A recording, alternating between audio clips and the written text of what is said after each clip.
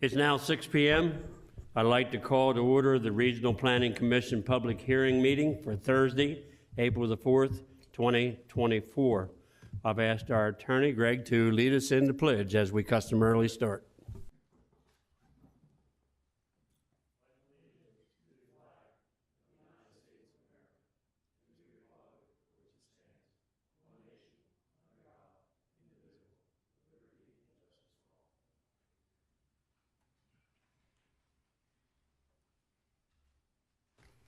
Thank you, sir. Welcome all, and I'll ask you if you have a telephone or electronic device that you either put it on vibrate or turn it off so it will not disturb us during our meeting tonight. I'll now ask Sarah if you'll do roll call and determination of quorum. Mr. Peterman? Present. Mr. Servan? Present. Mrs. Karcher? Here. Mr. Galvry? Here. Mr. Mills? Here. Mr. Davis? Here. Mr. Jester? Here. So you have 7 present. You do have a quorum. Thank you very much. Commissioners, also you have in front of you tonight the agenda for tonight's meeting. If there's no changes or anything else to the agenda, I'll ask for a motion and a second. So moved. Second. Sarah, call the commission. Mr. Peterman? Yes, approve. Mr. Servan? Yes to approve. Mrs. Karcher? To approve. Mr. Galvry? Yes to approve. Mr. Mills? Yes to approve. Mr. Davis? Yes to approve. Mr. Jester? Yes to approve. So you have 7 yeas in favor of approving tonight's agenda. Thank you again. Now I'll be coming right back to you for the introduction and public hearing instructions. Thank you. This public hearing is being conducted for the purpose of giving the citizens of the county the opportunity to present testimony on the applications before the Regional Planning Commission. Everyone will have an opportunity to speak. All statements are to be made from the podium at the front of the room. All testimony given shall be sworn or affirmed. For the record, please give your name and address. Copies of any written statements or exhibits used during the hearing should be presented for identification and inclusion in the record. The record will remain open for 2 business days following tonight's hearing. For each application before the Commission, the chairman will introduce the application.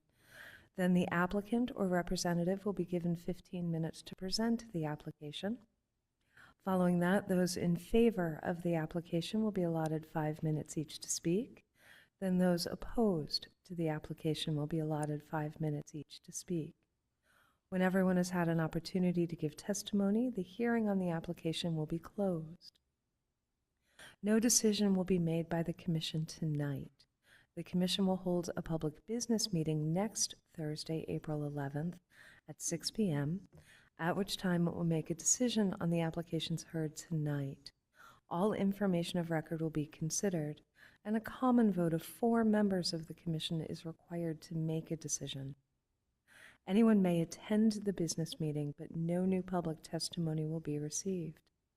The public notice of this hearing was published on March 13th, 2024 in the Delaware State News. And the Kent County Levy Court will hear these public hearing applications on Tuesday, April 23rd, 2024 at 7 p.m. unless tabled by the Commission or withdrawn prior to the Levy Court hearing. The Levy Court also meets in this room. Mr. Chairman. Thank you very much. We'll now get into our public hearing.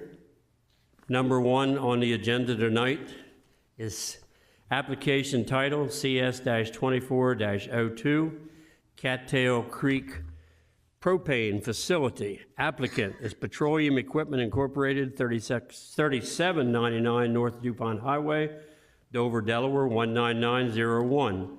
Owner is Stolly Holding, LLC, 16255 Sussex Highway, Bridgeville, Maryland, 19933.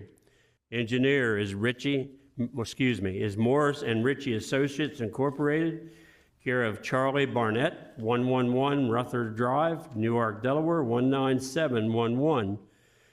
Additional contact is Kevin Prenderville, 16255 Sussex Highway, Bridgeville, Delaware, 19933. Comprehensive plan map designation is low density residential. Zoning district is AC, agricultural conservation. Relation to the growth zone is inside. Present use is passive open space. Proposed use is same with public utility, which is an underground propane field. Levy Court District is 4th, Mr. Scott. School District is Lake Forest. Fire District is Frederica, Station 49. Area and location is 2.80 plus or minus acres within the Cattail Creek subdivision located on the southwest side of the intersection of Barrett's Chapel Road, County Road 371, and Buffalo Road, County Road 376, north of Frederica. Is there someone here to represent this application? Please come to the mic.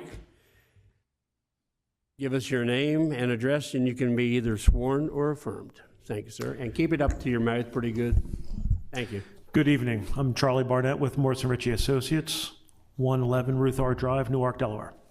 Sir, do you swear or affirm to tell the truth, the whole truth, and nothing but the truth? I do. You may proceed. Good evening. As you've already stated, here to talk about the Cattail Creek residential subdivision. It's 175 single-family lots. It was originally designed, and the intention was the houses would be served by natural gas. In recent events, it's been determined that natural gas will not be provided to the site. So the developer has reached out, and Pours Propane is going to be able to serve the facility with propane. Then they were faced with the decision whether they'll need to install 175 individual propane tanks, one on each lot, or they could install a facility that only requires 9 propane tanks and a series of pipelines that exist within the state right-of-way, roads within the subdivision, and can serve the houses that way. They'd like to install that facility and have it located near the front entrance to the subdivision, as you can see in the plan that was provided. This offers a couple of benefits to the subdivision. Number one being that the entrance is right there as trucks come in to refill the propane tanks and service it or what have you. They don't have to drive all the way through the entire subdivision and meander through the streets. They can pull off immediately after getting into the subdivision, do whatever they need to do, and then leave without any further impact to the residents in there. Another good feature about the location that was proposed is that it's located in the 4th phase of the subdivision build-out, which is the last and final phase. The nearest residential lots are some of the last ones that will be sold. And therefore, the facility can be built, it can be up and running. When folks come in to buy those lots and look at the subdivision, it's already there. It won't be a surprise to anybody or anything like that. And it'll be fully functioning and landscaped and whatnot. So those are the main reasons why, number one, we are requesting the conditional use to be able to put the facility on the property. And then number two, the location that's been chosen.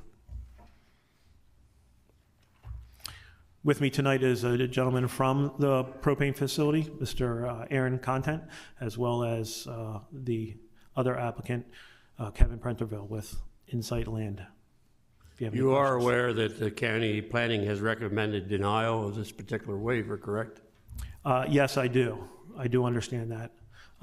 They proposed another backup location that had been looked at.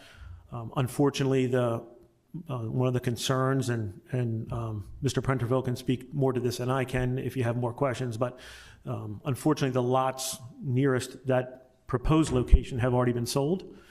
And there's a little concern over selling a lot to a landowner that thinks there's nothing but landscaping and a beautiful berm behind them, and then finding that there's another facility to be built after they've already put money down on it.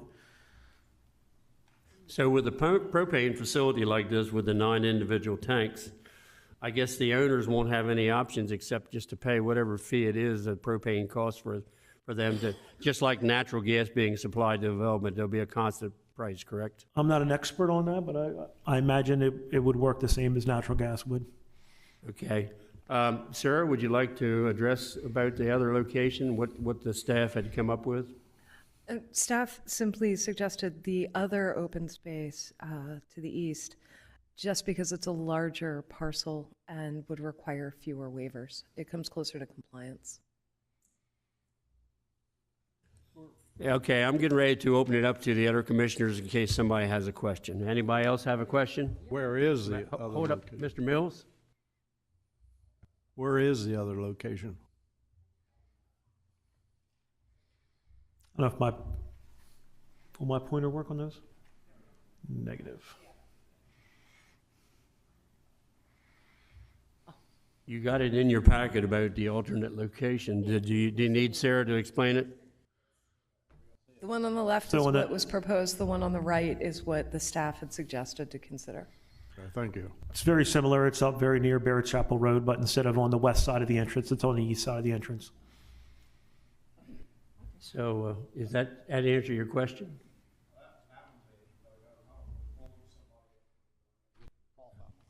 Okay. Denise? Not being an expert on any of this, I'm a retired nurse. I'm just questioning, did part of staff's reason for wanting to move it have to do with any type of safety thing from the lots or not? No, it had everything to do with reducing the requirement for waivers to make it more compliant. That's all. Okay, all right. All right, that's pretty much it. Does it have to be reviewed by the fire marshal, being you're now putting in a propane tank? Okay, if that has to be answered by somebody else, let's get this particular one answered There you first. go. I believe, and you can feel free to ask gentlemen after me, but I believe it needs to be, and it has been approved by the fire marshal, is what I was told. Okay, let's get the rest of the commissioner questions.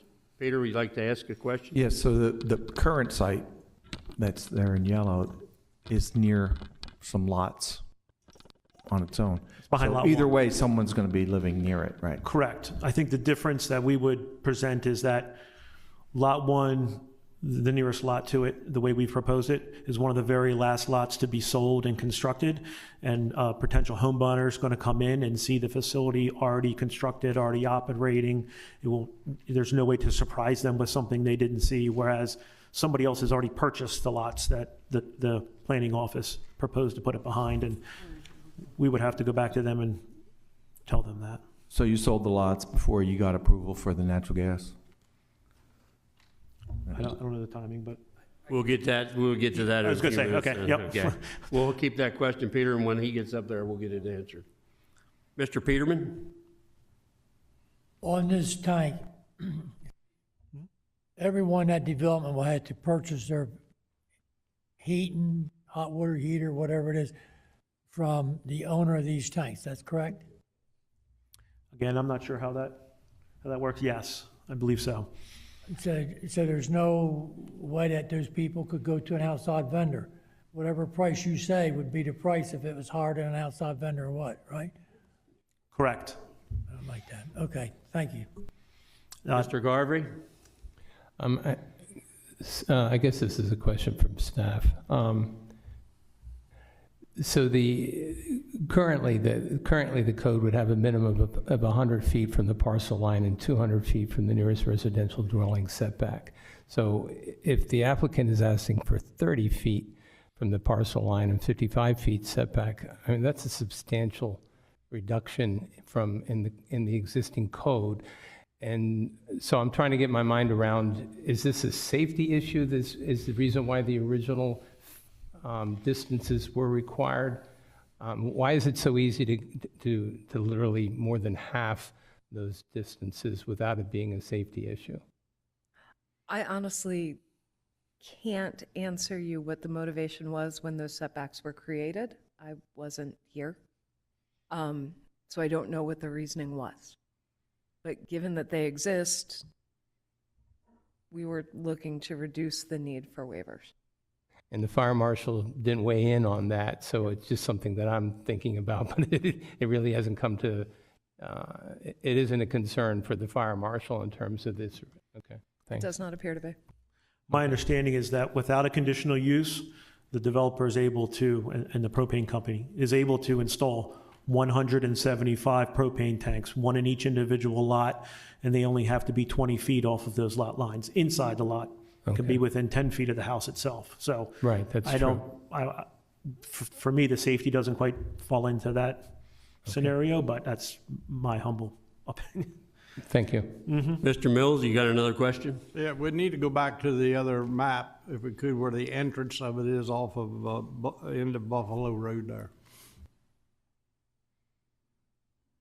Now, this development was approved apparently before I ever came on board here. But I've talked to the school, I'm involved in the school.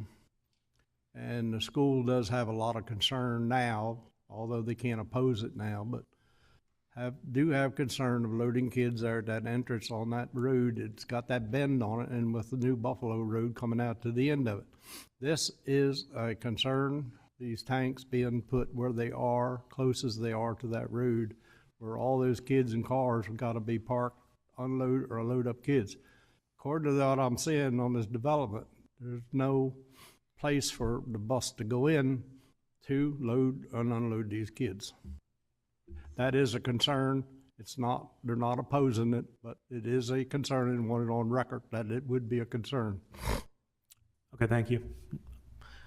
I think Denise has another question. I'm glad this one's up. When I look at this, I'm wondering, does that house that's sitting there on the road just to the left of it, do they know about this proposed change? They would have been notified. Yes. Thank you. If you've got additional paperwork, which is not included in our package, you've got a letter of approval from Fire Marshal. Have you received that, Sarah? I don't believe so. I think we'll probably need that by next meeting so that we can see that it has been looked at and approved by the Fire Marshal office. I do know that Mr. Content from the Poor's Propane Company has brought some additional propane information to kind of educate you about how the propane tanks are regulated and the difference between what it would be to put the individual tanks in everyone's houses versus a facility like this. And he has several copies that he could distribute to you folks tonight. If he has any copies of anything, you could just hand it to Sarah and she'll distribute it to us. Fantastic. Thank We you. have had other developments that we've done this in. Okay. We have addressed some matters in that and safety concerns, especially Mr. Davis and myself being volunteer firefighters. Okay. And they were able to actually address everything that we had concerns for. Do you have a question, Mr. Davis? No, I just recommend that, excuse me, you may want to check with DENRAC because they have a section for underground storage tanks. So I'd be interested to see what DENRAC has to say about it in addition to the Fire Marshal's office. I know they got a section they deal with these things. If it's fuel or gas or whatever, it'd be a good idea. We'd like to take a look at that also. Thank you. Very well, thank you. I think we also included in our application a photograph of a facility that was recently built by the same company in another subdivision that can kind of give you an idea of what it looks like on the surface or whatnot. So I should Yeah, I also think be- we actually approved one up off Barney Jenkins Road not too long ago, and I can't remember the number of tanks, but that was the same type of deal and all, and there was concerns about safety and all like that, and Okay. fire suspension, because you do have a hydrant I saw up there at the intersection that could feed any kind of possibilities that would go on there. So thank you. I don't see any other questions for you, but you say there's somebody that's an expert in the propane field? Yes, just one moment. Thank you very much, everyone. Thank you.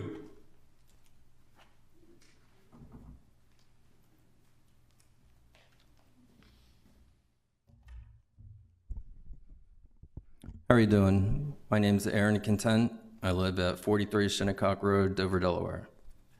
Sir, do you swear or affirm to tell the truth, the whole truth, and nothing but the truth? I do. Thank you, sir. You may Before we get into this, are you the one that has had the reply from the fire marshal and the other kind of entities? Yes. Okay, we'll just need a copy of that for our next meeting, so Okay. we can verify that you get it to staff, so we can all have copies of it. All right. Okay, would you like to go ahead and make a presentation? No, I can just answer any questions that you guys had. Anybody have any questions? I think, Peter, you had one about propane that said it couldn't be answered until he got to the mic. I think I asked if they sold the lots before the approval for the natural gas came in, or disapproval. Okay, wrong guy again, so I guess we'll move on. Does anybody have any questions for the propane individual? Thank you, sir. At least we know who you are now, I guess. Thank you. If we could have the next gentleman come up and give us his name and address and be sworn or affirmed. And then we'll ask you a propane question.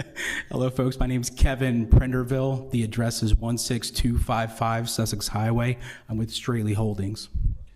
Sir, do you swear or affirm to tell the truth, the whole truth, and nothing but the truth? Yes, sir. Thank you, sir. Did you want to add something, or you just want to take questions? I just a couple, if I may, just based upon some of the comments that were already made. I think, Mr. Mills, you had some concerns about the entrance location, even though you do not see it here. I don't know if you were aware, but we're actually about to construct a roundabout at that intersection, which is going to greatly, enhance the that location and some of those complexities that you're kind of seeing, and I think are going to go away. So I don't know exactly where the bus route goes, but I think inevitably they're not going to be able to stop on that roundabout, and they probably will be entering the subdivision itself. So I just wanted to, I didn't know if you were aware of the fact that we're going to be doing a roundabout there. Yeah, go ahead, Mr. Mills. They were aware of it, but they just didn't, they weren't gonna write no opposition to it because of the way it was, but, yes, if you're gonna put in something that can get the buses in there, that would be greatly appreciated. I think that there was another question regarding the timing of sales. Yes, sir, we did open up sales in advance of having any sort of natural gas available. We would have an option, though not ideal, to go all electric and go that route. That's not preferred. Most customers would prefer some source, either propane or natural gas for cooking purposes, or a fireplace or something along those lines.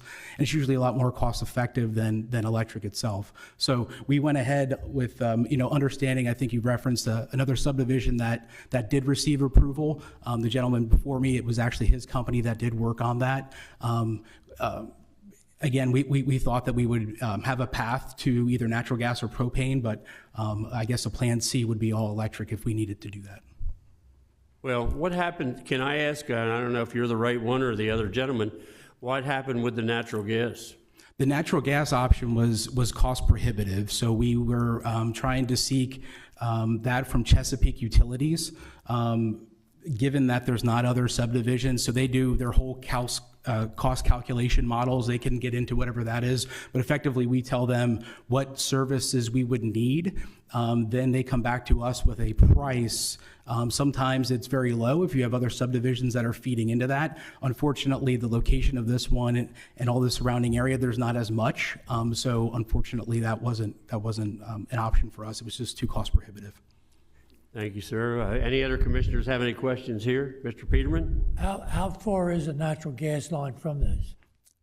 I don't know exactly that location. I believe it's further down Barrett's Chapel, and I believe that there would be a crossing that was needed.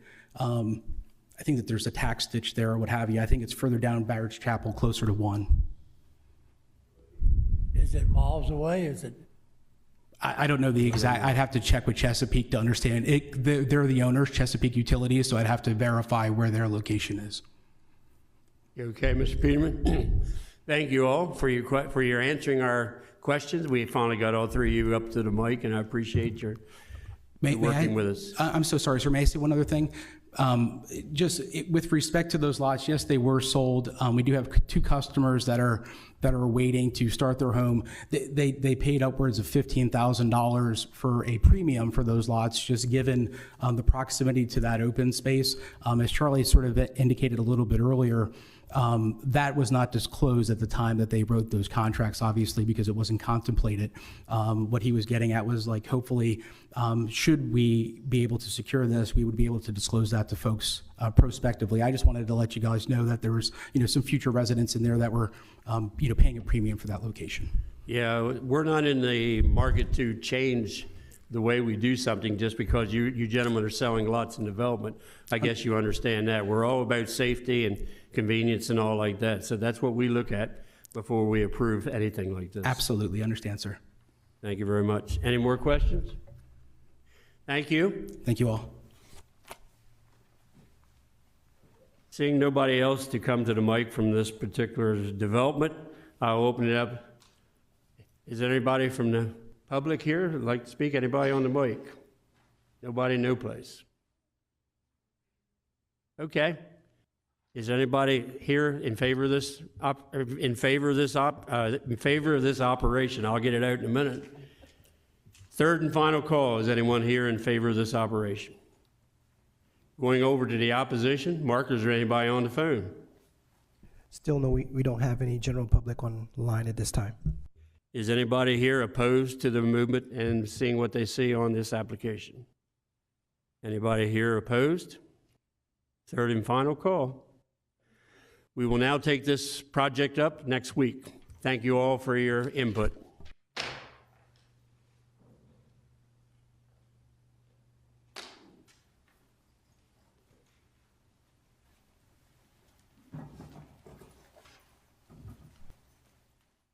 Next on our public hearing agenda tonight is number 2, is LC-24-02. King, Edward V. and Loretta L. Owners, King, Edward V. and Loretta L. 120 Pigeon Run, Bear, Delaware 19701. Applicant is Todd Wise, 15290 South DuPont Highway, Harrington, Delaware 19952. Present use is residential. Present zoning comp plan MAC designation is AC, agriculture conservation, low density residential. Proposed zoning comp plan map designation is BG. General business, highway commercial. Relation to growth zone is inside. Levy Court District is a 6, Mr. Hertz. School district is Lake Forest. Fire district is Harrington, Station 50. Area and location is 1.8 plus or minus acres. Parcel located on the east side of Raleigh Hill Road, approximately 540 feet south of Hopkins Cemetery Road, north of Harrington. I had to kind of chuckle a little bit when I got ready to look at this. I saw King Edward. That's the only thing that come about it when I first looked at it, and I had to laugh. Is there someone here or on the phone to represent this project?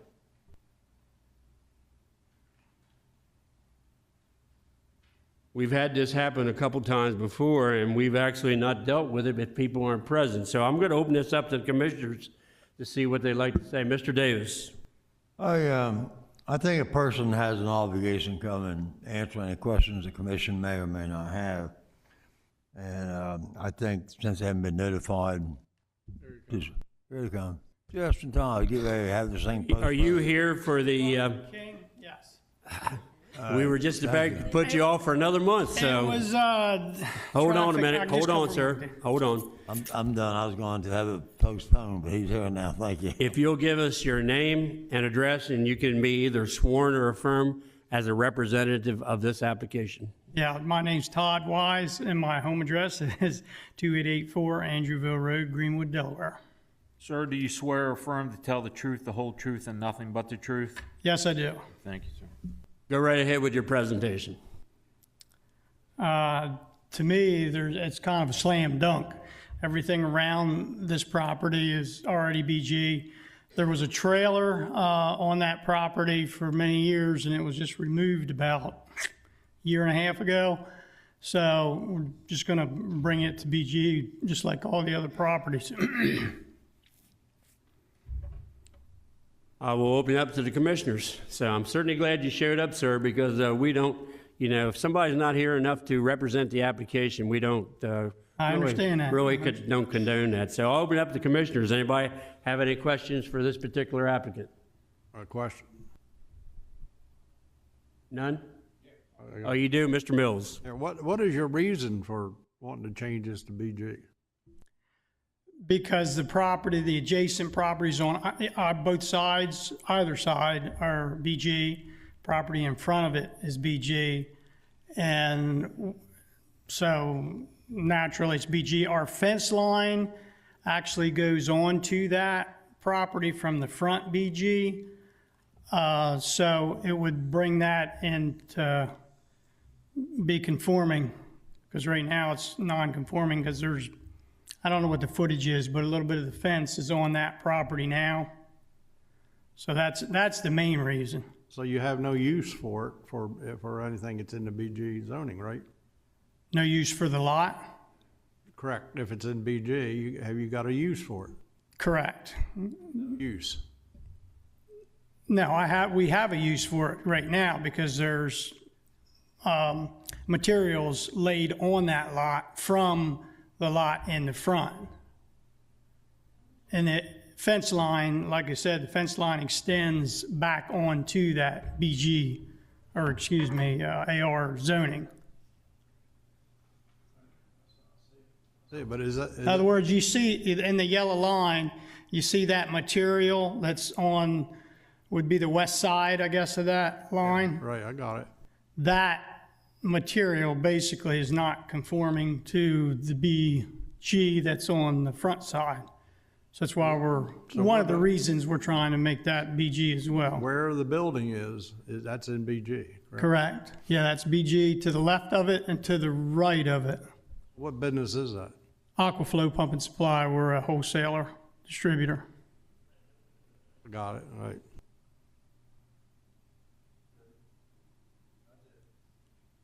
Peter? So am I to assume that the owner of this lot in question is also the owner of adjacent lots? Yes. All of them? All Well, adjacent lots? Collins Mechanical, Bruce Collins, that's the building south of the yellow lines, and then Callaway owns to the north side of it, Paul Callaway, which is Callaway Furniture. Is that it, Peter? Does this, sir, open up any kind of complications, being there's other parties using the lot that we're zoning, as far as the planning services would be concerned? And honestly, if it gets rezoned, it's closer to compliant. But no, I mean, the owner of the property has signed off on the rezoning application. There's no conflict. I just wanted that to go on record to make sure we're okay with everything we do. Anybody else have any questions? Thank you, sir. Appreciate it. All right. Thanks thank for you. coming. Sorry for being late. Is there anyone here that approves of this application? Anyone else here or on the phone that approves of this application? Still no members from the general public online, Mr. Chairman. We'll go over to the opposition then. And being you have nobody on the phone, and I don't see anybody in the audience to oppose it, we'll just say that this application will be taken up next week at our meeting. Thank you all for your presentation.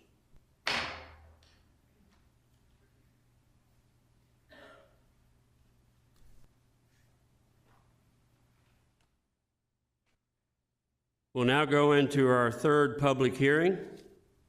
It's actually ordinance LC 24-03, adequate public facilities, an ordinance to amend Kent County Code, Volume 2, Chapter 187, subdivision and land development, as amended by revising Article 17, supplementary regulations, subsection 187-90.2, adequate public facilities, in order to delete the provisions regarding roads, schools, and water. Sarah, you have the stage. Thank you very much, sir.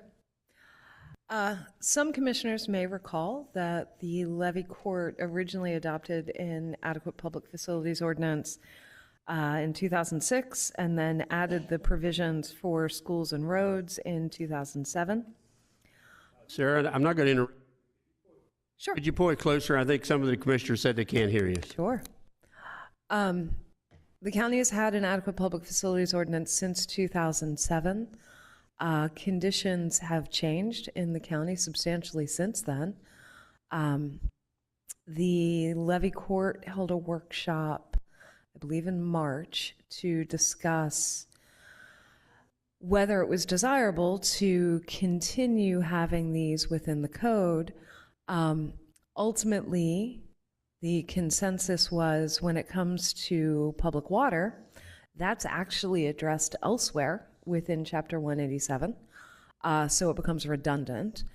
As to schools, the county has had, prior to adopting the adequate public facilities ordinance, the county adopted a school surcharge on building permits. So every building permit that comes in, the county collects a percentage of that to go toward the school district. So even if adequate public facilities is repealed, the schools will still benefit.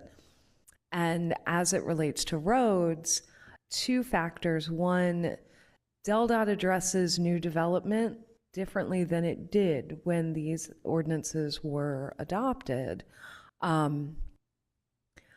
building in both flexibility for developers and ensuring that new improvements are completed. In addition, at least a consensus of a majority of the levy court commissioners in the workshop was that the county doesn't govern roads. The county technically has no say in public improvements in roads and should not play a role. The fourth component of the adequate public facilities ordinance has to do with public safety, the county's own public safety department. That would remain within the ordinance. In the future, we may pull it out and put it in a different section of code, but the levy court intends to keep that. So I'm happy to answer any questions you might have. I think I asked you earlier, what part of 187 is this addressed in so I can put it down on my paper? 18753C. That's where all these different public facilities things and all are addressed in the... That's where public water is addressed. Okay. I know, because we've had a conflict with a DelDOT before when we passed the road width thing, and they've never honored.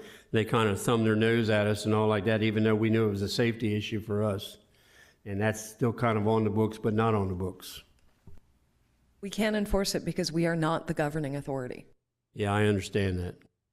Even though we had a spectacular turnout that night, it really was. So I'm going to open up the commissioners. Mr. Davis. All right, thank you. I just a few questions. At 187, what does that basically say? I'm sorry, I couldn't understand you. Section 187 that you referred to about public water, what's that basically say? That any subdivision that has more than 10 lots shall install public water infrastructure. Was that again? I can't hear you. Any subdivision that has more than 10 lots shall install public water. Then, did we have a situation that was duplicated in the adequate public facilities ordinance? You have two sections on that because under number F, there's a section that's been deleted about public water. Within that section, yes, because section 18753 already required public water.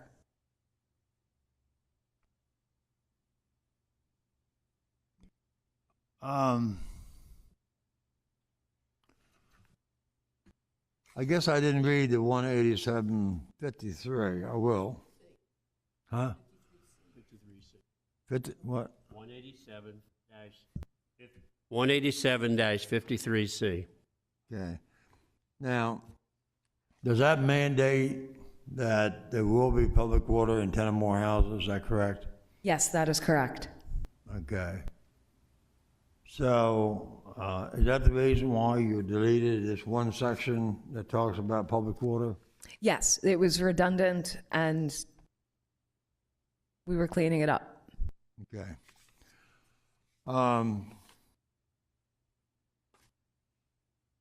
As I understand it, I know I've heard these issues about the fire marshal's office before. As I understand it, and because I had a long discussion today for 45 minutes, fire marshal's office, because I did not read that other section you referred to, so that's my fault. But the fire marshal's office under the Delaware State Fire Prevention Commission does not require fire hydrants in any subdivision. The only reason they do this is because the county code says that it's required. So the first thing I thought about, well, if this whole section is deleted and everything in this ordinance, talking about the public facilities ordinance, then that means we're gonna have subdivisions that have no hydrant system. And I can tell you, that's a public safety issue. I was not aware that there's another section. I will read that. I'm assuming you're saying it's verbatim. I don't have it. My screen don't work. Yeah, Mark, his screen isn't on, so he can't see anything we're going with right now. This section references the State Fire Marshal Office just as the Adequate Public Facilities Ordinance does. The only thing the fire marshal does is comply with the county ordinance. In other words, they don't require it under the fire code. I talked to the guy today that's in charge, been there 25 years. They don't get into it. If the county requires it, like you say that they do here, then the only thing they do, number one, they check the National Fire Code to see how far the fire hydrants are from each other. They do what they call a PSI test, something. They check the residual pressure on each hydrant to make sure it can flow so many gallons per minute.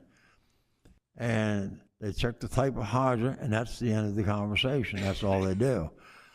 I was always kind of the impression, being here a long time, that they were the ones who was asking for this. It's just the opposite. And feel free to call them and ask them. I talked to Dwayne Fox, who's in charge of it. So I was prepared tonight is to debate this issue about this, one section. So for time being, I'm just going to leave it alone. But I am going to say this.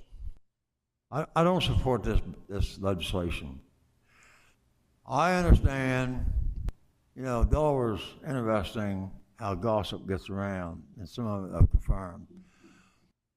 I understand there is a real nice developer that I know him personally that has a little issue about Moores Lake and that over the road issue, and that DelDOT had no problem, but they couldn't do nothing about it because of this ordinance.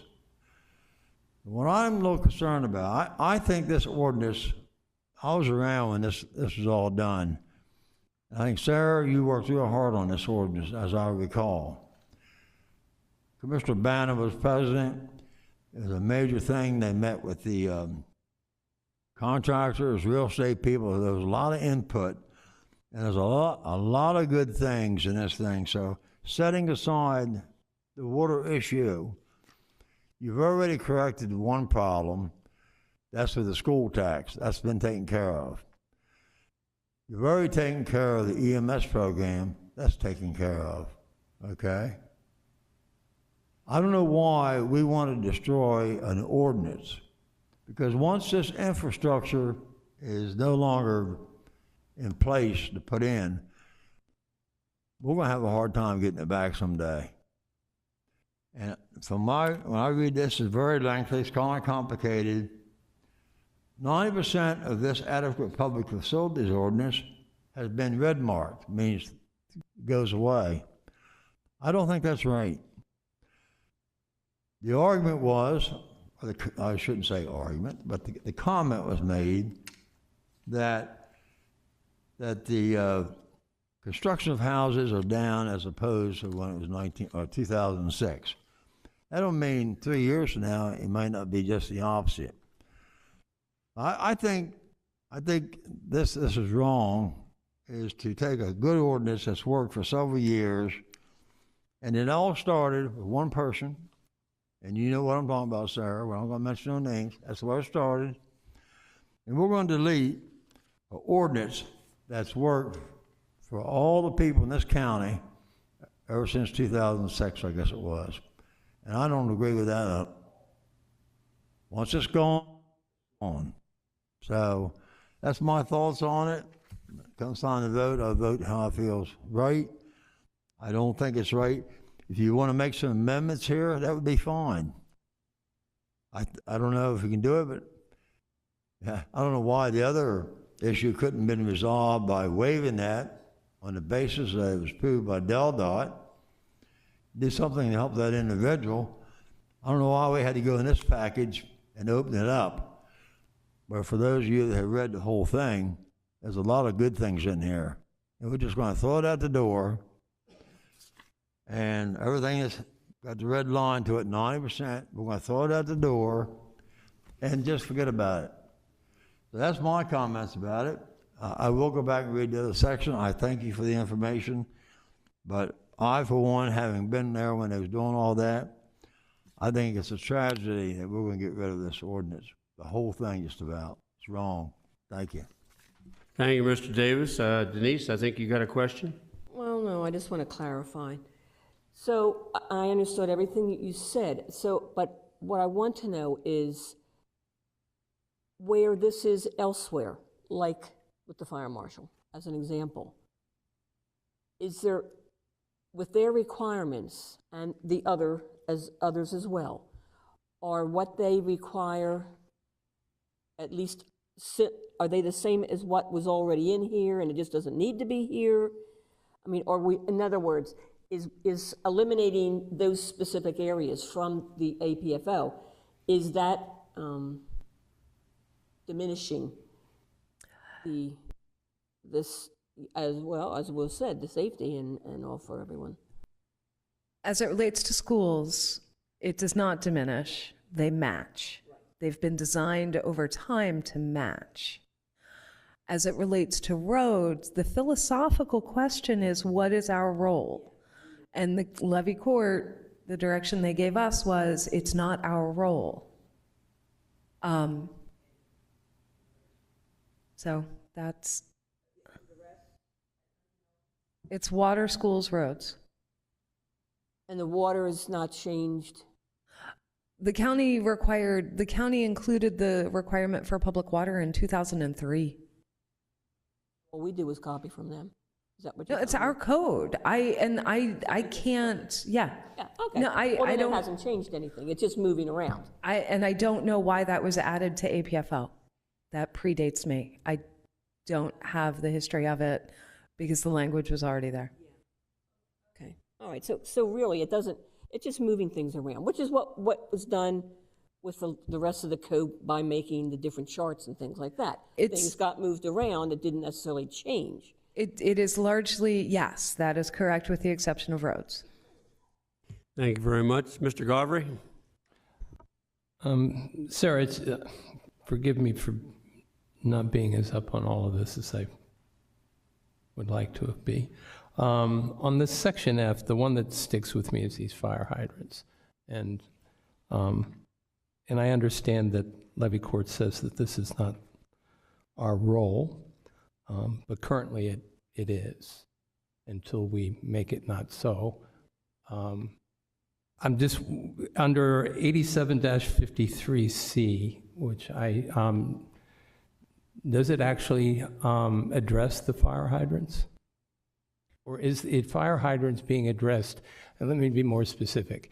If we do away with this, and developments with over 10 units can go in without fire hydrants, and fire companies then have to put out fires with tankers, or am I looking at this wrong?